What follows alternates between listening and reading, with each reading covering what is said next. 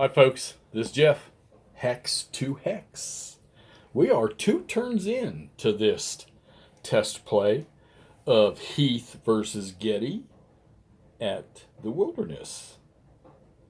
I should probably read more about the scenario and more about the fight. I remember doing some light map looking online at the Battlefield Trust maps for this fight. And I'm not sure if I'm right or not, but I think Heth was sort of thrown in between two main bodies. I guess AP Hill was thrown in between two main bodies to stop, I guess, Getty's approach. I don't know. I need to, just by looking at the maps, that's what I would have to assume. So you had major part of the Army of Northern Virginia up that way somewhere, and then I think Longstreet or somebody was down this way somewhere. All right. So one of the tricks to this is we're playing this without these breastwork markers on here because of the terrain.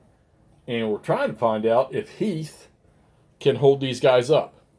And you're talking. So between Heth and Wilcox, there are 1, 2, 3, 4, 5, 6, 7 brigades. Or 8 brigades. 7 or 8 brigades. And they're your typical average, anywhere from 4 to 6 regiments for the Confederates, okay? But then you have a division with 3 brigades, a division with 2 gigantically large brigades, all right? Another division with 1, 2 brigades, and then another division with 1, 2, 3, 4 brigades. So 4, 5, 6, 7, 8, 9, 10, 11. So 12, I guess it's 12. So it's like 7 or 8 on 12, something like that. Union have a lot of numbers. Their regiments, for the most part, are larger size. All right, so we just finished the 5 p.m. turn, and the fight is starting, but I think now it's going to get a lot nastier. Heth is okay for the moment. Wilcox's 1st Brigade is up and in line, and they are in attack mode. Everybody else is in advance, and as you can see, everybody's got fatigue markers on them. Because I put it this way. I got a feeling by the end of the 7 p.m. turn, some of these units are going to have 2s and 3s on their fatigues. All right. And I don't know if I ever played a game where I got that far. Maybe one. But I'll have to do some reading on what that affects. So right now, Heth's front is pretty much where it was. Matter of fact, these units here were able to deploy just a little bit farther. I'm not going to tell you what the orange beads are. You can try to discuss that amongst yourselves and figure out what that's for. That's a secret, okay? Wilcox is up over here to meet the left side of Birney's division. The morales aren't totally terrible for the Union. Actually, some of the Confederate ones are like 4s and 5s. And a lot of the Union ones are. And plus they have these enlistment units that are they're ready to go home. So they're liable not to act appropriately if it means keeping themselves alive so they can go ahead and get out of the service and go home. And some will stay. So, and there's a few, I don't know if there's any green units or not. I haven't looked through everything yet. But so now there's 2 divisions pushing on 2 divisions. These 2 divisions here have a lot more men than these 2 divisions. All right.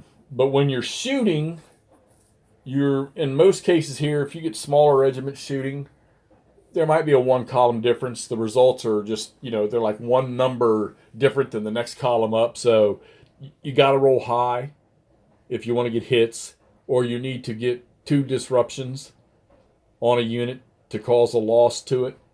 If you get a second disruption, for those of you who play, if you get a second disruption in fire combat, you're going to cause a step loss, and they're going to have to back off 1 or 2 hexes.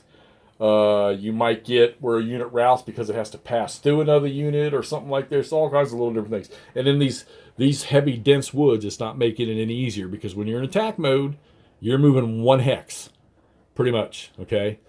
And then there's a couple other rules that are part of this wilderness environment that you have to apply, which when the game gets released or when they give the word, it can be discussed.